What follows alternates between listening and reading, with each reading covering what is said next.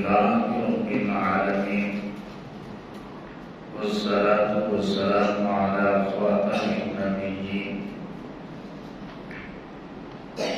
وعلى آله الطيبين وأصحابه المهديين وعلماء أمته المحققين وأولياء ملته الواصلين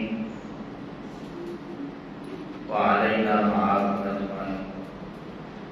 أما بعد فأعوذ بالله السميع العليم من الشيطان اللعين الرجيم.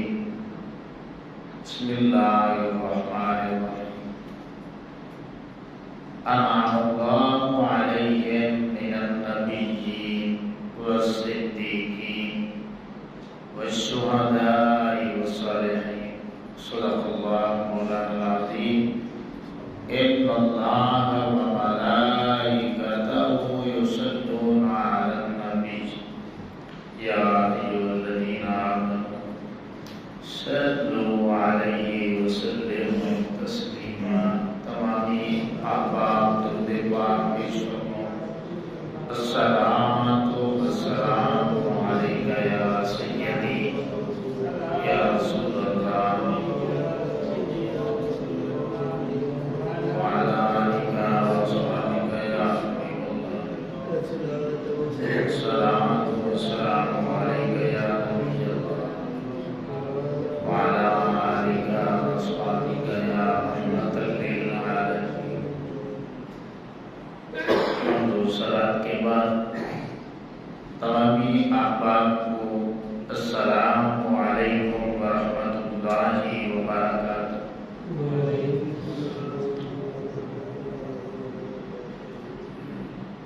امام الانبیاء صلی اللہ علیہ وآلہ وسلم کے غلام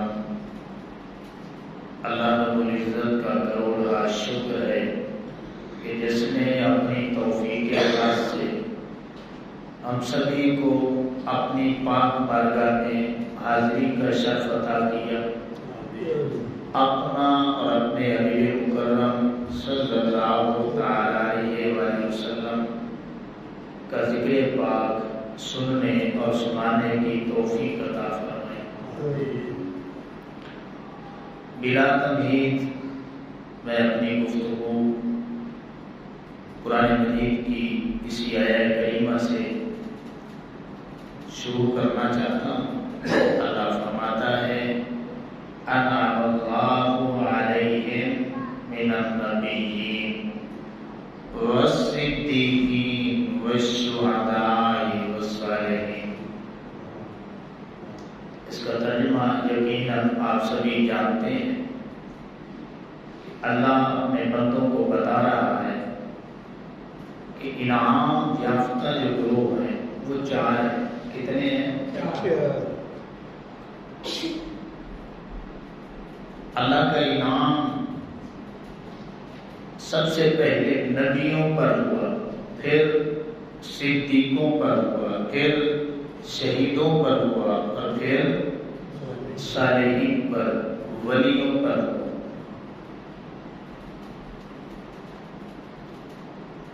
امام الانبیاء صلی اللہ علیہ وسلم کے غلام. اب توجہ طرح بات یہ ہے کہ اللہ رب العزت نے جب انعام یافتہ گروہ کی بات کی تو سب سے پہلے ذکر پاک جو ہے وہ نبیوں کا فرمایا کہ میں نے انعام نبیوں پر کیا. حالانکہ نبیوں میں رسول بھی ہیں تو کیا وجہ ہے کہ رسالت کا ذکر نہیں کیا؟ اس کی ایک وجہ تو یہ ہے کہ جب نبیوں کی نبوت کی بات کی جاتی ہے تو ہر رسول نبی بھی ہوتا ہے. ہر رسول نبی بھی ہوتا ہے. تو آدم علیہ السلام سے لے کر کے آقا کریم علیہ السلام تک جب نبیوں کی نبوت کی بات کی تو اس میں سارے رسول بھی آ گئے. تو اب یہ قرآن مجید کی فصاحت ہے، بلاغت ہے، اللہ کا کلام ہے کہ جب سارے نبیوں کا اکٹھا ذکر کرنا ہو تو پھر اللہ رب العزت نبیوں کی نبوت کی بات کرتا ہے۔ اللہ نے فرمایا کہ میرے بندو میں نے سب سے بڑا رتبہ جو بنایا ہے وہ نبوت کا بنایا ہے۔ اب نبوت میں سارے نبیوں کا ذکر خیر ہو گیا، اس میں رسولوں کی رسالت کو بھی بیان کیا گیا۔ اب بات یہ سمجھنے والی ہے کہ سب سے اونچا رتبہ جو اللہ رب العزت نے بنایا ہے وہ نبوت کا ہے، لیکن نبوت اور رسالت میں فرق مراتب موجود ہے۔ یہ بات سمجھنے والی ہے، فرق مراتب موجود ہے۔ نبوت، منصب نبوت کے حوالے سے سارے نبی برابر ہیں، لیکن جب بات فرق مراتب کی آتی ہے تو پھر ہر نبی کی ایک اپنی شان ہے۔ ٹھیک ہے، اب اس کی وضاحت میں اگر کروں تو جب نبیوں کی نبوت کی بات کی تو سارے نبی شامل ہیں۔ اب نبیوں میں جو سب سے اونچے ہیں وہ رسول ہیں، جن کی گنتی تعداد جو ہے مشہور وہ 313 ہے۔ تو 1,24,000 نبی ہیں۔ اب فرق مراتب کی بات ہوگی تو پھر 1,24,000 کم و بیش میں جو اونچے ہیں فرق مراتب کے لحاظ سے وہ اللہ کے رسول ہیں۔ پھر 313 کی جو گنتی ہے، ان میں جو فرق مراتب کے لحاظ سے اونچے ہیں وہ اولو العزم رسول ہیں، اور ان میں حضرت نوح علیہ السلام ہے، ان میں حضرت ابراہیم علیہ السلام ہے، ان میں حضرت موسیٰ علیہ السلام ہے، ان میں حضرت سیدنا عیسیٰ علیہ السلام ہے، اور ان میں آقا کریم علیہ السلام کی ذات ہے۔ پھر اولو العزم رسولوں میں جو سب سے بڑا رتبہ ہے وہ آقا کریم علیہ السلام کی ذات کا سب سے اونچا رتبہ ہے۔ اللہ اکبر۔ اب یہیں پہ میں بات مکمل کرنا چاہتا ہوں تاکہ یہ بات جو ہے نا کم از کم ایک بات آپ کے پلے پڑ جائے کہ جب سب سے بڑا رتبہ نبوت کا ہے تو اس کا مطلب یہ ہے کہ ان ہستیوں کو ساری کائنات سے بڑھ کے اللہ رب العزت کا قرب نصیب ہوتا ہے۔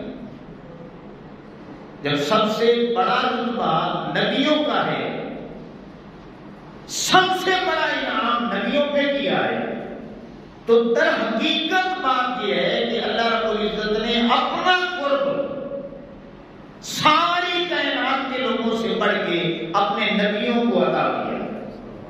جب نبیوں میں رتبہ رسولوں کا بڑا ہے تو پھر فرق مراتب کے لحاظ سے رسولوں کو جو قربت ہے ان نبیوں سے بھی بڑھ کر نصیب ہوتی ہے۔ پھر رسولوں میں اولو العزم 5 ہیں، تو پھر ان 5 کو اللہ رب العزت کی قربت سارے رسولوں سے بڑھ کر نصیب ہوتی ہے۔ پھر ان 5 میں سب سے بڑا رتبہ جب ہمارے آقا کریم علیہ السلام کا ہے تو مطلب یہ ہے کہ اللہ رب العزت نے جو قرب، جو عظمت، جو شان اپنے حبیب کریم علیہ السلام کو عطا کی ہے، دنیا میں نہ وہ شان نبیوں کو عطا کی ہے، نہ رسولوں کو عطا کی ہے، نہ جنوں کو عطا کی ہے، نہ انسانوں کو عطا کی ہے، نہ ہی فرشتوں کو عطا کی ہے۔ سب سے بڑا رتبہ اللہ رب العزت نے اپنی قربت کا، اپنی معیت کا، اپنی سنگت کا وہ اگر کسی ہستی کو عطا کیا ہے تو وہ ہمارے آقا کریم علیہ السلام کی ذات والا صفات ہے۔ اللہ۔ اب نبیوں کے بعد قرآن مجید بیان کرتا ہے کہ صدیقوں کا رتبہ ہے۔ اب شاید آپ کو نہ پتا ہو کہ صدیقین کون لوگ ہیں۔ سب سے پہلے نمبر پہ صدیقین اللہ کے نبی ہیں۔ کون ہے؟ اللہ کے نبی۔ پھر صحابہ کرام علیہ رضوان ہے، سارے صحابہ کرام علیہ رضوان، پھر تابعین ہیں، پھر تبع تابعین ہیں، پھر سلف صالحین ہیں، اور پھر قیامت تک آنے والے درجہ بدرجہ مومنین ہیں۔ صدیقین سچے لوگ۔ اب قرآن مجید کی آیات طیبات میں پیش کروں تو یہیں پہ گھنٹہ گزر جاتا ہے، احادیث مبارکہ پیش کروں تو پھر بھی وقت گزر جاتا ہے۔ تو آپ ذہن میں رکھ لیں، صدیقین میں سرفرست جو طبقہ ہے وہ اللہ کے نبیوں کا ہے، رسولوں کا ہے۔ پھر صحابہ کرام علیہ رضوان صدیقین میں شامل ہیں اور درجہ بدرجہ ہے۔ پھر تابعین ہیں، وہ بھی درجہ بدرجہ ہے۔ پھر تبع تابعین ہیں، وہ بھی درجہ بدرجہ ہے۔ اسی طرح قیامت تک صدیقین جو آئیں گے وہ درجہ بدرجہ۔ اس آیت کی وجہ سے اللہ رب العزت نے انہیں بھی صدیقین میں شامل کیا ہوا۔ اب جو تیسرا درجہ ہے وہ شہیدوں کا ہے۔ اب پہلے نمبر پہ شہید کون ہے؟ وہ اللہ کے نبی ہیں۔ کون ہے؟ اللہ کے نبی ہیں۔ ایک تو ہے نا کہ اللہ کے نبی 70 جو ہے نا وہ شہید ہوئے، وہ تو شہید ہوئے نا، اور جو شہید نہیں بھی ہوئے نا وہ سارے نبی اللہ کی بارگاہ میں ان کے پاس شہادت کا رتبہ بھی ہے۔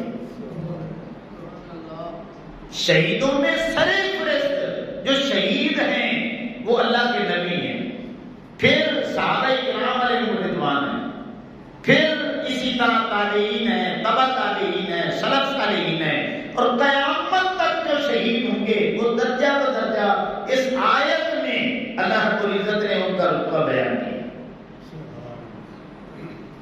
پھر شہیدوں کے بعد رتبہ کن کا ہے؟ صالحین کا، اللہ کے ولیوں کا، اللہ کے پیاروں کا، مقربین کا۔ اچھا، پہلے نمبر پہ جو اللہ کے ولی ہوتے ہیں نا، ولی کا معنی ہوتا ہے کہ دوست، اللہ کا یار، اللہ کا پیارا، مقرب۔ پہلے نمبر پہ جو اللہ کے ولی ہوتے ہیں وہ اللہ کے نبی ہوتے ہیں، اللہ کے رسول ہوتے ہیں۔ پھر صحابہ کرام اللہ کے ولیوں میں شامل ہیں، پھر تابعین اللہ کے ولیوں میں شامل ہیں، پھر تبع تابعین اللہ کے ولیوں میں شامل ہیں، اور پھر یہ سلسلہ رکنا نہیں ہے۔ قیامت تک آقا کریم علیہ السلام کی امت میں اللہ کے ولی جو ہیں، مقربین جو ہیں، وہ آتے رہے۔ اب ایک بات آپ نے غور کی ہوگی کہ جو نبی ہوتا ہے نا وہ صدیق بھی ہوتا ہے، جو نبی ہوتا ہے وہ شہید بھی ہوتا ہے، جو نبی ہوتا ہے وہ ولی بھی ہوتا ہے۔ یہ ضروری نہیں ہے کہ جو ولی ہو وہ نبی بھی ہو، وہ شہید بھی ہو، وہ صدیق بھی ہو، لیکن جو نبی ہوتا ہے وہ شہید بھی ہوتا ہے، صدیق بھی ہوتا ہے، اور ولی بھی ہوتا ہے۔ اللہ اکبر۔ تو امام الانبیاء صلی اللہ علیہ وسلم کے غلاموں، آقا کریم علیہ السلام کی ایک حدیث پاک ہے جو کہ مشکات میں 3859 نمبر پہ ہے کہ آقا کریم علیہ السلام کی ختم نبوت ہو چکی، اب سلسلہ نبوت کا وہ ہمیشہ کے لیے اللہ نے بند کر دیا۔ آقا کریم علیہ السلام نے پوچھا صحابہ کرام نے کہ یا رسول اللہ صلی اللہ علیہ وسلم آپ کی ختم نبوت ہو چکی، اب آپ کے بعد رتبہ کن لوگوں کا سب سے بڑا ہوگا؟ تو آقا کریم علیہ السلام نے فرمایا کہ میرے جو غلام ہیں جو اپنی جان اور مال کے ذریعے اللہ کی راہ میں جہاد کریں گے اور شہید ہو جائیں گے، قیامت والے دن اللہ رب العزت نبیوں کے بعد جو سب سے بڑا رتبہ ہے وہ شہیدوں کو عطا فرما دے گا۔ اب میں نے اتنی محنت کی ہے ایک خاص بات سمجھانے کے لیے، اللہ کرے وہ آپ کو سمجھ آ جائے۔ اگر اس دنیا میں کسی کو 5 چیزیں مل جائیں، 5 نعمتیں مل جائیں، تو سمجھ لیں کہ اس کے پاس نبوت نہیں ہے، رسالت نہیں ہے۔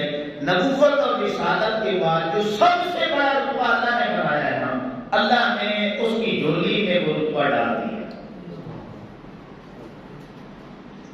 وہ کون سی 5 چیزیں ہیں؟ پہلے نمبر پہ قرابت۔ کیا ہے؟ اونچی آواز سے بولے، قرابت۔ دوسرے نمبر پہ عبادت، تیسرے نمبر پہ سخاوت، چوتھے نمبر پہ شجاعت، اور 5ویں نمبر پہ شہادت۔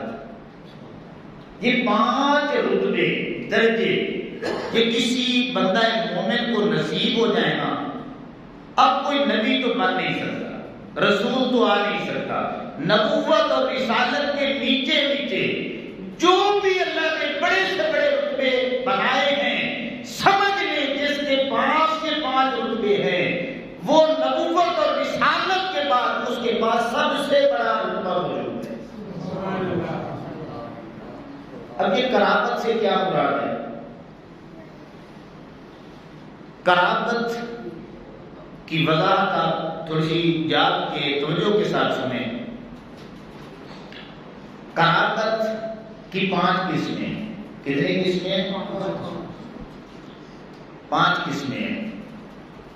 پہلے نمبر پہ سببی قرابت، دوسرے نمبر پہ نسبی قرابت، سببی قرابت، نسبی قرابت، تیسرے نمبر پہ زمانی قرابت، چوتھے نمبر پہ جسمانی قرابت، اور 5ویں نمبر پہ روحانی قرابت۔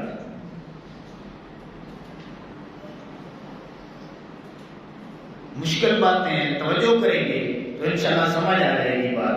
سببی قرابت، نسبی قرابت، زمانی قرابت، جسمانی قرابت، اور پھر روحانی قرابت۔ اب یہ سببی قرابت کیا ہے؟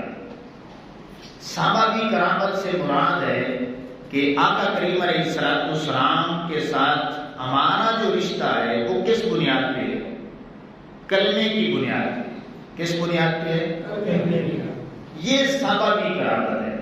تو ہمیں بھی آقا کریم علیہ السلام کی جو قرابت حاصل ہے نا، اسے جب ہم شریعت کی زبان میں بیان کریں گے تو ہم یہ کہیں گے کہ ہمیں بھی آقا کریم علیہ السلام کی قرابت نصیب ہے، اور یہ درجہ بدرجہ قیامت تک کلمہ پڑھنے والوں کو نصیب ہوگی۔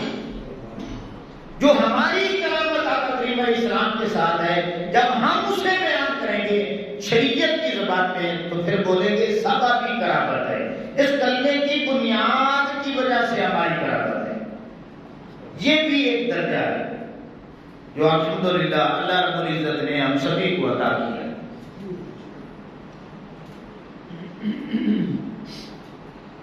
اب یہ سببی قرابت جو ہے، اس کا ذکر قرآن مجید میں بے شمار آیات طیبات میں مختلف انداز میں موجود ہے۔ قرآن مجید میں ایک جگہ اللہ رب العزت نے ارشاد فرمایا، وَأَغْرَقْنَا آلَ فِرْعَوْنَ، بڑی مشہور پہلے پارے کی دیگر پاروں میں بھی یہ آیت کریمہ آتی ہے۔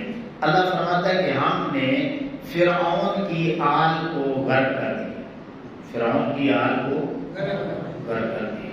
اب تھوڑی سی توجہ کریں کہ کیا جو موسیٰ علیہ السلام پہ حملہ کرنے والے تھے وہ سارے کے سارے فرعون کی اولاد میں سے تھے؟ تفسیروں میں تو آتا ہے اس کی اولاد ہی نہیں تھی، کئی تفسیروں میں آتا ہے صرف اس کی ایک بیٹی تھی۔ تو پھر اللہ رب العزت نے کیوں ارشاد فرمایا کہ ہم نے اس کی آل کو غرق کر دیا؟ آل کو اولاد کو کہتے ہیں۔ تو قرآن مجید میں مفسرین کرام نے اس آیت کریمہ کے حوالے سے یہ بیان کیا ہے کہ یہ ضروری نہیں ہے کہ جو اولاد ہو اسے آل کہتے ہیں۔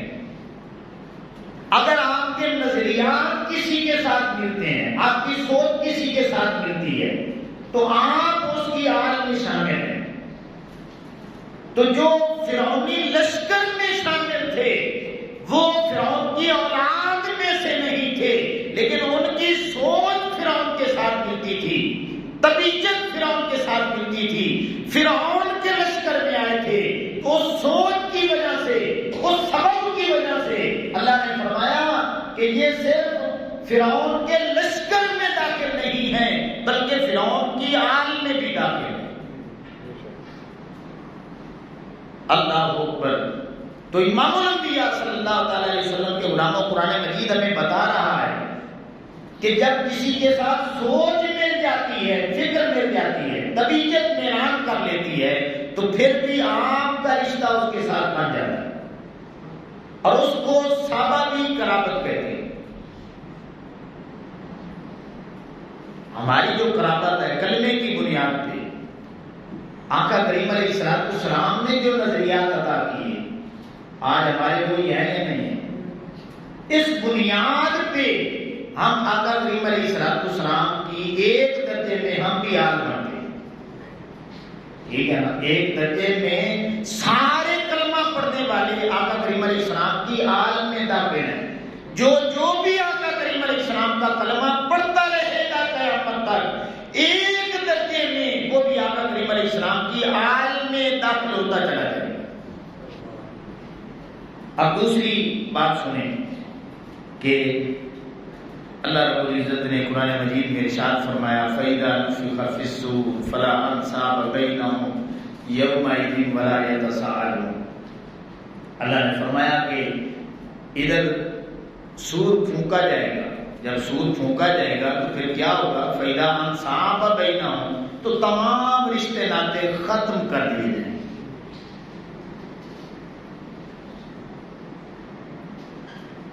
یومئذ ولا یتساءلون، کوئی کسی کو نہیں پوچھے گا۔ کیا مطلب؟ ادھر سور پھونکا جائے گا، رشتے ناطے سبھی بلا دیے جائیں گے، ختم ہو جائیں گے۔ پھر قیامت کا منظر تو قرآن مجید میں بیان ہوا، یوم یفر المرء من اخیہ وامہ وابیہ وصاحبتہ وبنیہ، کہ قیامت کا دن ہوگا، باپ بیٹے کو نہیں پہچانے گا، بیٹا باپ کو نہیں پہچانے گا، ماں بیٹی کو نہیں پہچانے گی، بیٹی اپنی ماں کو نہیں پہچانے گی، تو رشتے ناطے تو ختم ہو جائیں گے۔ لیکن آپ نے بے شمار احادیث مبارکہ سنی ہوگی، جب کوئی کسی کی نہیں سنے گا، اس مشکل ترین مرحلے میں جب کسی کو کسی کی فکر نہیں ہوگی، ایک کملی والا ہوگا جسے ہماری فکر ہوگی، اس وقت اللہ کے نبی خاموش ہوں گے۔ اگر کوئی میری اور آپ کی بات اللہ کی بارگاہ میں چلائے گا، اس ہستی کا نام محمد مصطفیٰ صلی اللہ علیہ وسلم ہے۔ اسی لیے آقا کریم علیہ السلام کی حدیث پاک ہے، آقا کریم علیہ السلام نے فرمایا کہ کلو سبب و نسب و سحر ینقطع یوم القیامہ، قیامت آنے کی دیر ہے، ہر سبب اور نسب کا رشتہ اور سحر کا سسرالی رشتہ ختم کر دیا جائے گا، الا سببی و نسبی و سحری۔ اے میرے غلاموں سن لو، میرے سبب والا رشتہ بھی قائم رہے گا، میرے نسب والا رشتہ بھی قائم رہے گا، اور میرے سسرالیوں کا رشتہ بھی قیامت والے دن قائم رہے گا۔ اب اس میں یار آپ کی عظمت تو آقا کریم علیہ السلام نے بیان کی، میرے سبب کا رشتہ، کیا مطلب؟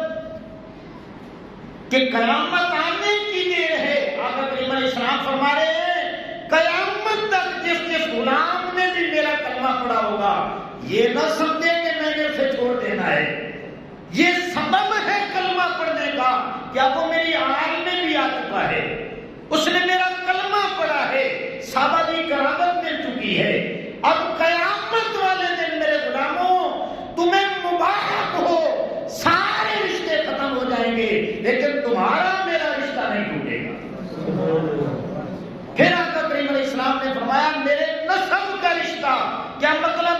جس نے سبب کے بعد، کلمہ پڑھنے کے بعد وہ میری آل میں داخل ہو چکا ہے، وہ سید ہے، اس کے رگوں میں میرا خون موجود ہے، اس کے ساتھ بھی میرا رشتہ نہیں ختم ہوگا۔ اور پھر آقا کریم علیہ السلام نے فرمایا سحرن، اور میرے سسرالیوں کا رشتہ بھی نہیں ختم ہوگا۔ اب تھوڑی سی توجہ کریں تو نسب میں کون کون آتا ہے؟ اس میں علی المرتضیٰ ہیں، ان میں سیدنا امیر حمزہ ہیں رضی اللہ تعالی عنہما، ان میں سیدہ فاطمہ الزہرا ہیں رضی اللہ تعالی عنہا، ان میں امام حسن ہیں، امام حسین ہیں رضی اللہ تعالی عنہما، اور قیامت تک ان کی جو آل چلے گی، ان کی اولاد میں سے ہوں گے، وہ بھی نسل میں داخل ہیں۔ تو آقا کریم علیہ السلام بتا رہے ہیں میرے غلاموں، نہ تمہارا میرا رشتہ ٹوٹے گا، نہ میری آل کا میرے ساتھ ٹوٹے گا، اور نہ ہی میری سسرالیوں کا رشتہ میرے ساتھ ٹوٹے گا۔ اب سسر کون ہے یار؟ جی سسر کون ہے؟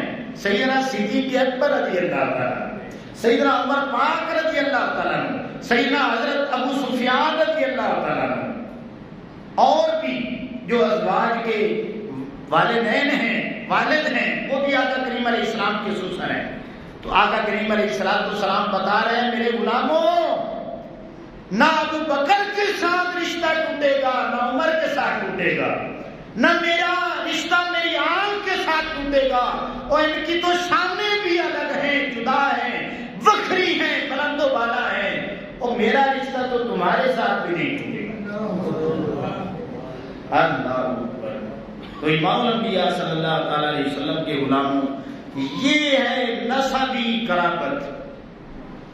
اور اگر اس حوالے سے دیکھیں تو امام علی مقام امام حسین رضی اللہ تعالیٰ عنہ کو صحابی قرابت بھی حاصل ہے کہ انہوں نے آقا کریم علیہ السلام کا کلمہ پڑھا، ان کو نسبی قرابت بھی حاصل ہے یا نہیں ہے کہ وہ آقا کریم علیہ السلام کی آل میں سے ہیں۔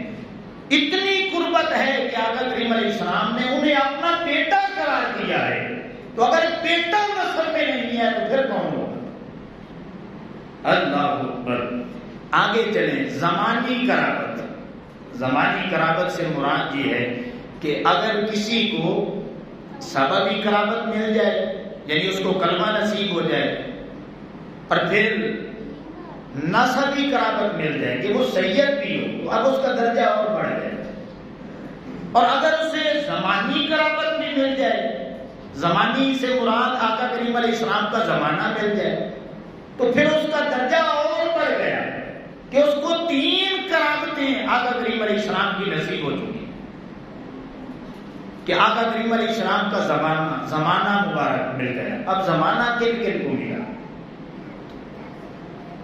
اس میں سارے صحابہ کرام علیہ رضوان داخل کہ آقا کریم علیہ السلام کا کلمہ بھی پڑھا، کہ سبب بھی موجود ہے، اور نسب جو ہے ایک درجے میں آقا کریم علیہ السلام نے ہر کلمہ کو اپنی آل میں داخل کیا، تو کچھ نہ کچھ فیض نسب کا بھی موجود ہے۔ اور پھر زمانی قرابت کہ آقا کریم علیہ السلام کا زمانہ بھی مل گیا، تو اب 3 شانیں انہیں نصیب ہو چکی ہیں۔ تو امام علی مقام امام حسین رضی اللہ تعالیٰ عنہ کے حوالے سے ہم دیکھیں تو انہیں سببی قرابت بھی حاصل ہے، انہیں نسبی قرابت بھی حاصل ہے، انہیں زمانی قرابت بھی حاصل ہے۔ اللہ اکبر۔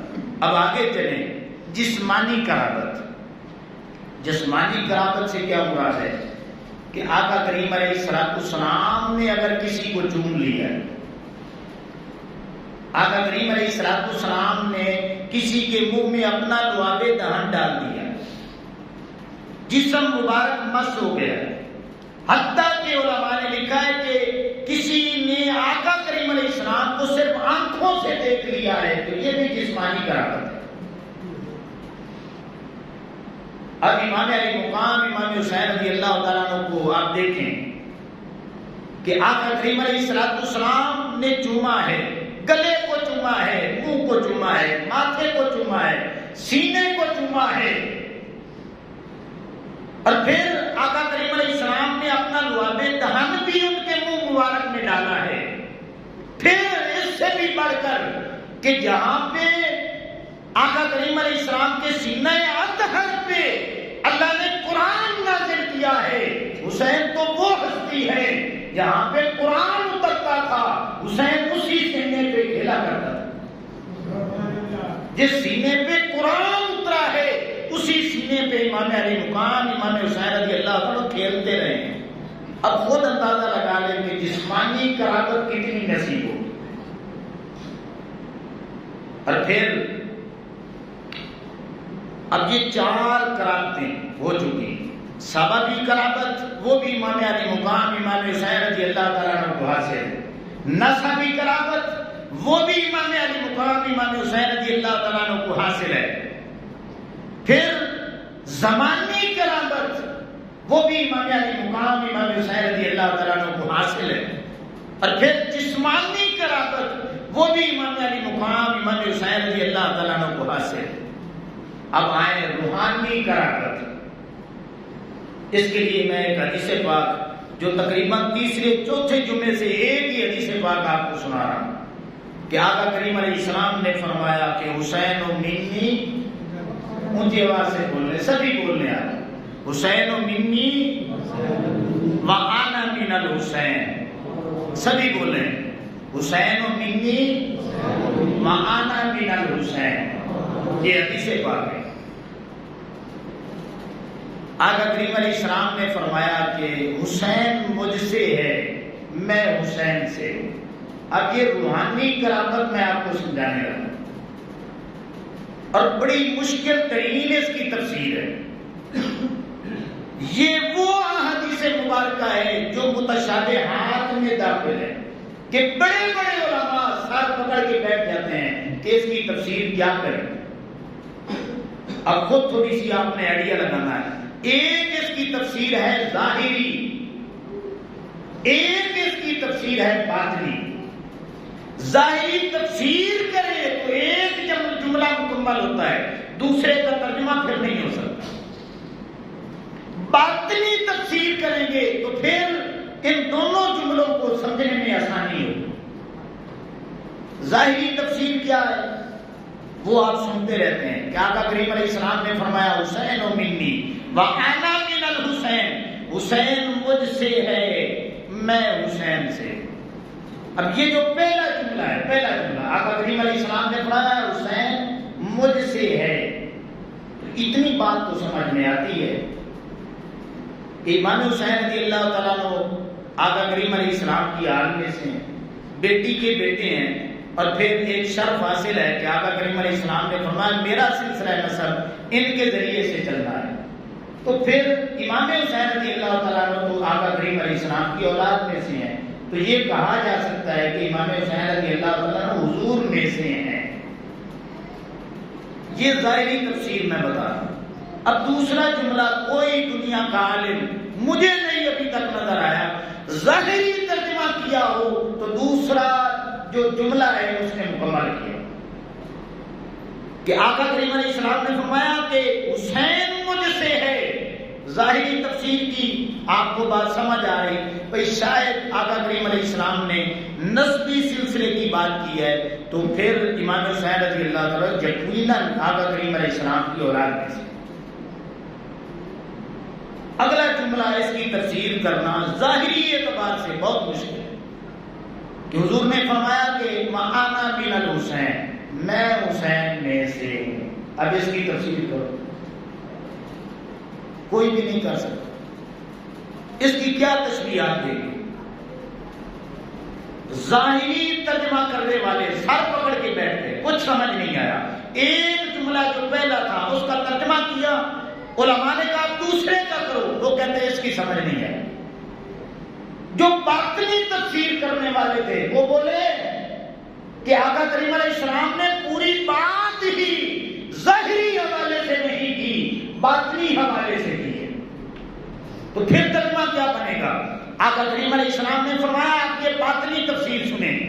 حضور نے فرمایا حسین مجھ سے ہے، میں حسین سے ہوں. اور سب کے لفظوں میں آقا کریم علیہ السلام نے فرمایا حسین میرا، میں حسین کا. حسین میرا. اس سے بھی سوکھا کر دیں، حسین میرے جیسا میں حسین جیسا، یہ اس کی باطنی تفسیر ہے۔ آگے والی 5 جو روحانی قربت ہے، سببی قربت بھی حاصل، نسبی قربت بھی حاصل، زمانی قربت بھی حاصل، جسمانی قربت بھی حاصل، تو روحانی قربت کو اس وقت تک نہیں سمجھایا جا سکتا جب تک کہ اس حدیث پاک کی باطنی تفسیر نہ کی ہے۔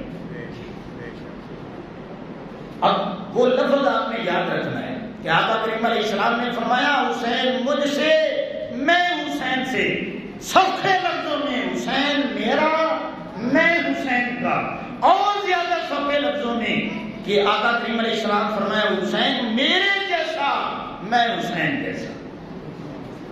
اب یہ روحانی قرابت کی بھی 2 قسمیں، کتنی قسمیں؟ 2 قسمیں۔ ایک ہے حقیقی روحانی قرابت اور دوسری ہے معنوی روحانی قرابت۔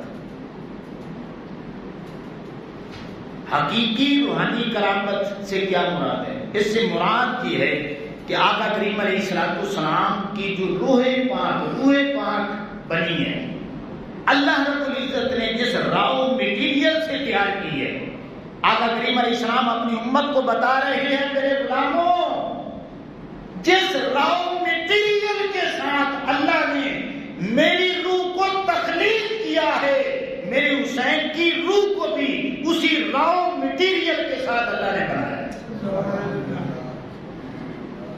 اور زیادہ سادے لفظوں میں آقا کریم علیہ السلام فرمایا حسین منی، حسین مجھ سے، حسین میرے جیسے، حسین میرا ہے۔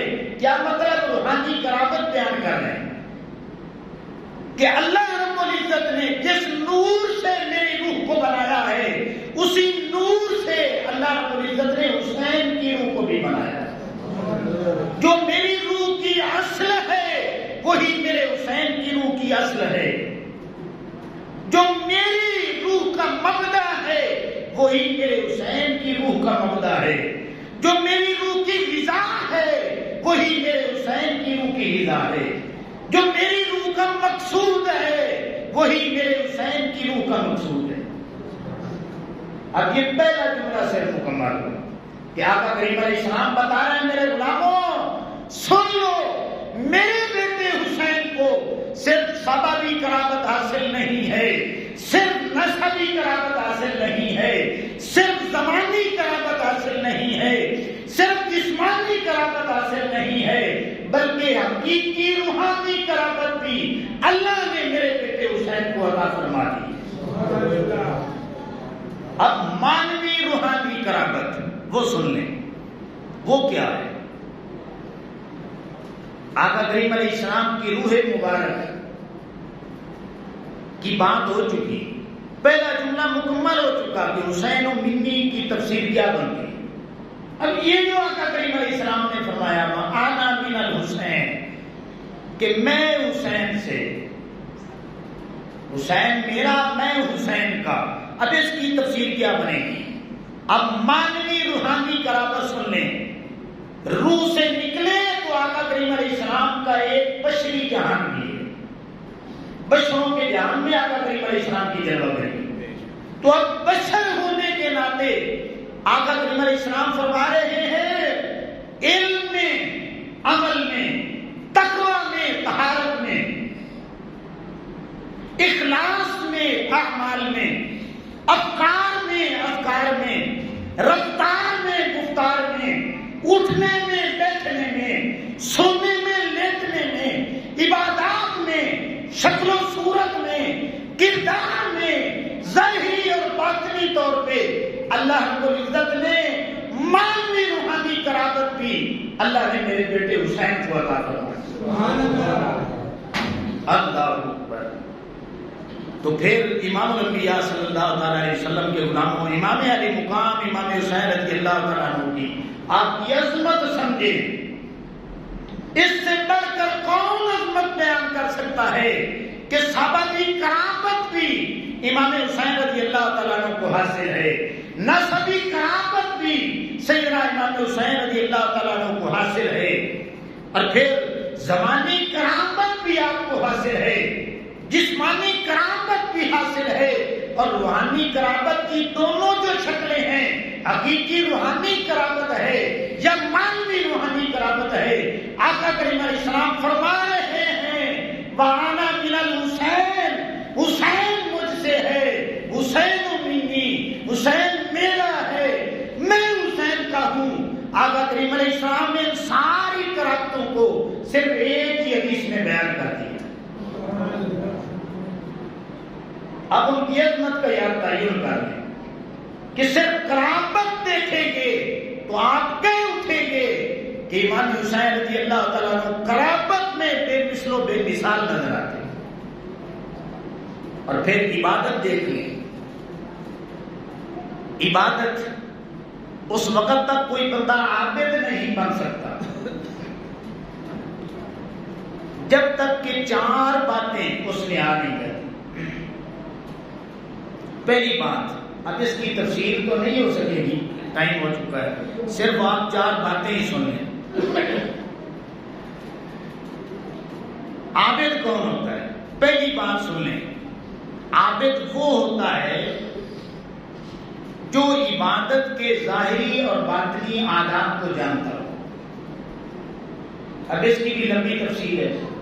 ظاہری آداب سے مراد استنجا ہے، طہارت ہے، وضو ہے، نماز سے پہلے جتنی بھی پاکی ہے، اس میں یہ ظاہر میں شامل ہے۔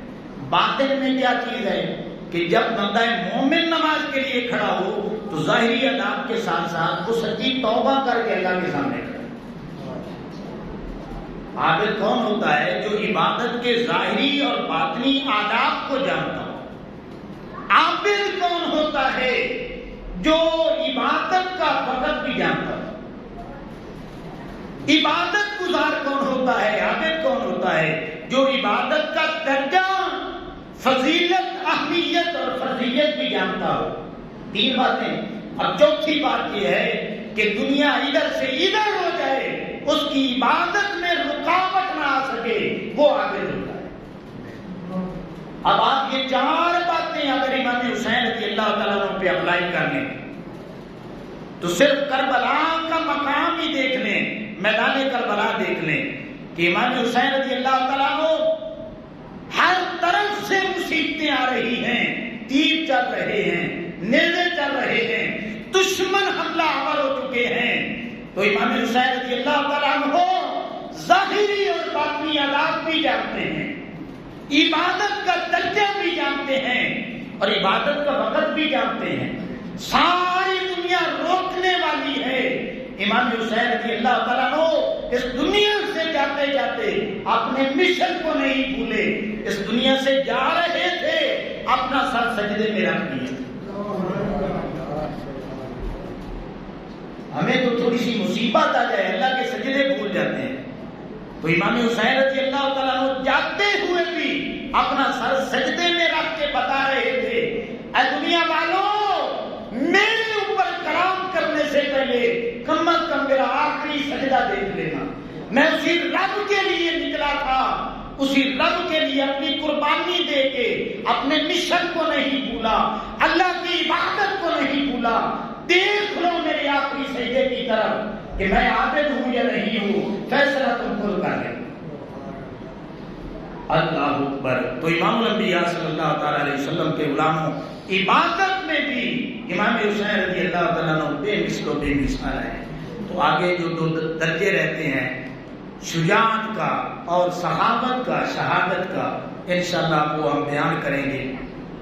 اگر موقع ملا تو آگے ربیع الاول بھی شروع ہو جانا ہے، اور 2-3 موضوعات ہیں جو آپ نے ہی عطا کی ہیں، تو انشاءاللہ میں کوشش کروں گا ان کو بھی ربیع الاول سے پہلے ہم آقا کریم علیہ السلام کا جو نسب ہے، والدین کریمین ہیں، ان کو بھی ہم اس میں شروع میں بیان کر کے اور ربیع الاول میں ہم داخل ہو جائیں۔